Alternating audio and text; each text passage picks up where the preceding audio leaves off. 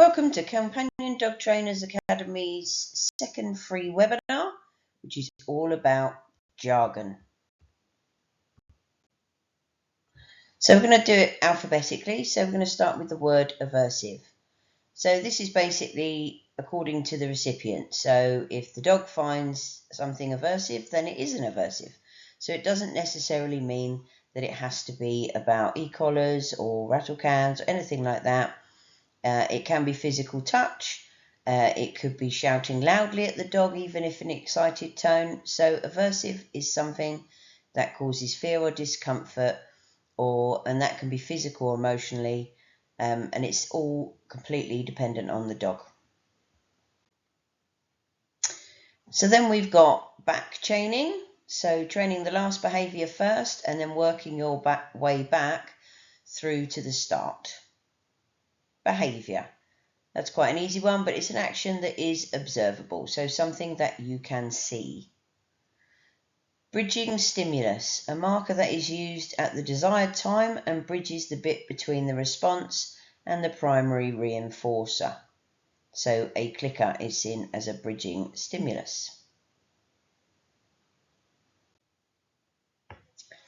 Classical conditioning, associating a neutral stimulus with an involuntary response. So keep associating until the stimulus creates the response. So for example, attaching food to a whistle. Conditioned punisher. So this is a conditioned stimulus that lets the dog know an aversive is coming. So for example, spray collars have beeps on them, and I'm not sure if e-collars do too, but that can be used to warn of a punishment coming. Conditioned reinforcer. This is something that is paired with a primary reinforcer and itself becomes a reinforcer. For example, a clicker after being associated with food. A conditioned stimulus. So any stimulus that has preceded a behaviour sufficient enough to create a response.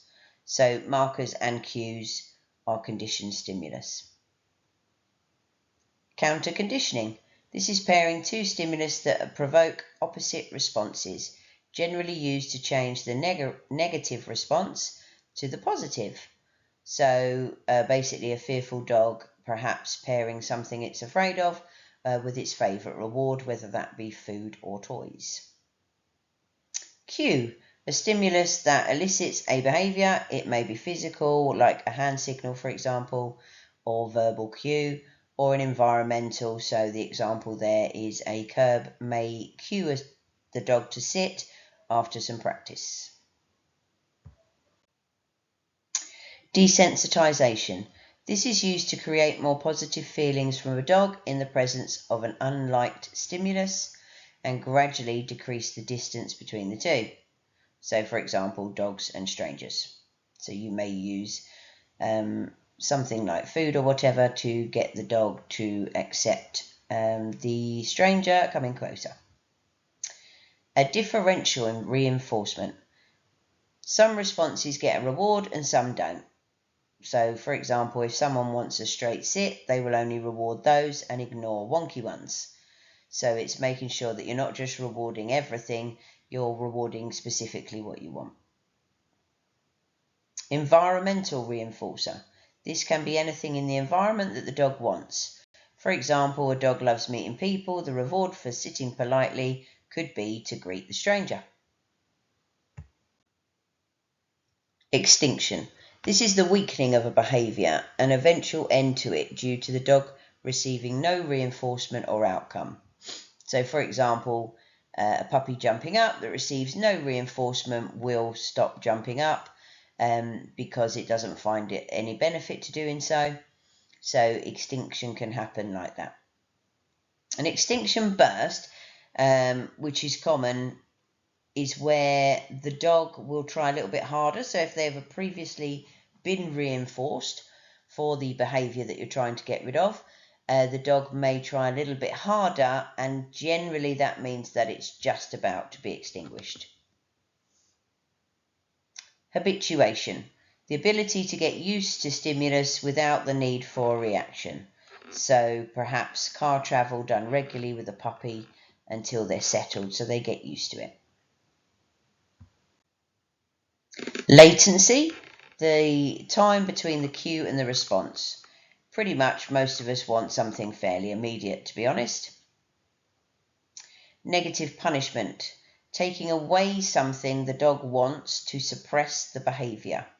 For example, jumping up, you remove yourself.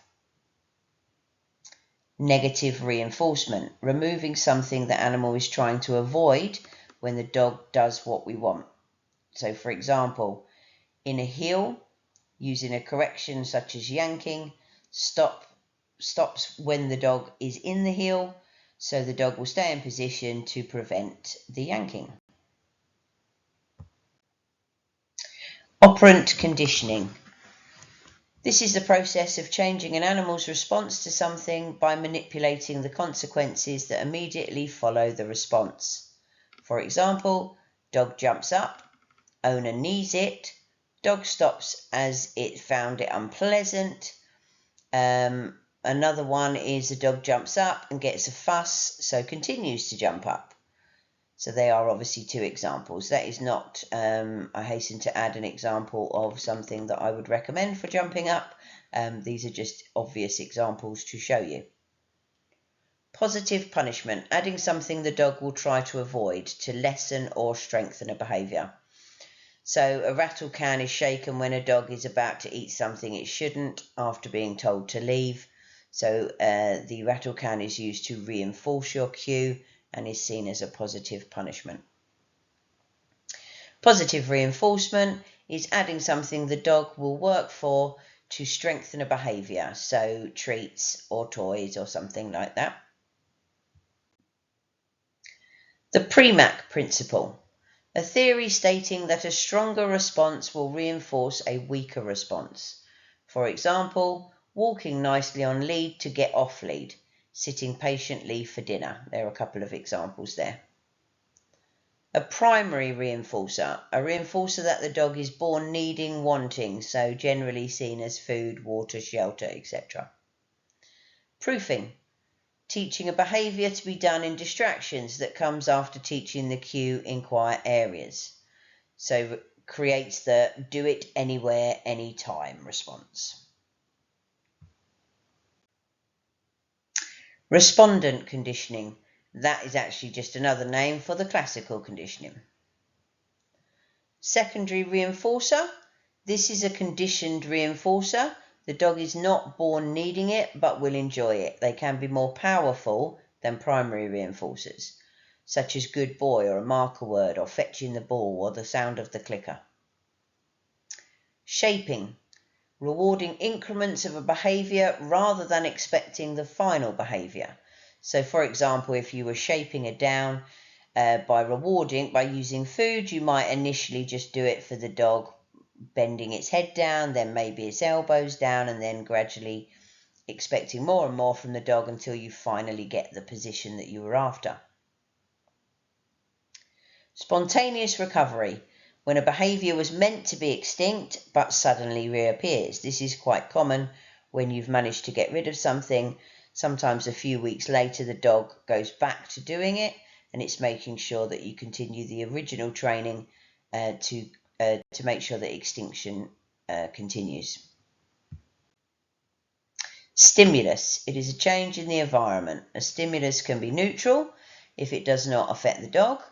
If the dog notices a stimulus more than other things, it becomes a salient stimulus. And if a stimulus causes a change of state of mind, which leads to a behaviour change, it's called a discriminative stimulus. So I hope that's helped some of you to understand some of the phrases that you may not get used to. I'm a strong believer in not using jargon when working with clients because I think it can be hard to know whether they've understood you, but it is something that commonly we need to understand in our job. So thanks for watching. Hope you learned something. See what else we have coming up. Please do follow us on Facebook or Instagram, or of course check out our website www.companiondogtrainersacademy.com. Thank you.